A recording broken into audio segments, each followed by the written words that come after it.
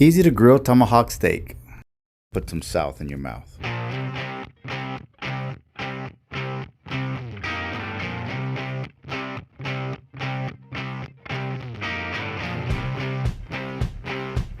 This is Southbound Smoke.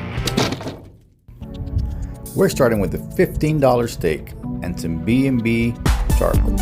Better, bolder barbecue. When the fire is ready, place your steak on the grill. That's right, season it with only salt and pepper only.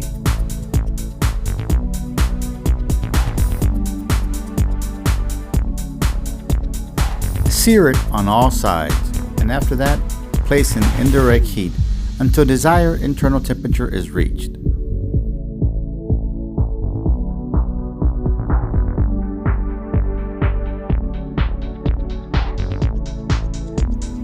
When steak is done, let it rest for about 10 or 15 minutes.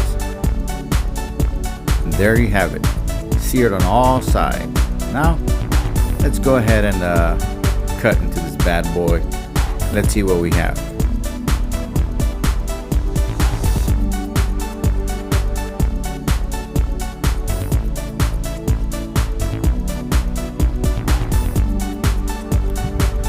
There you go.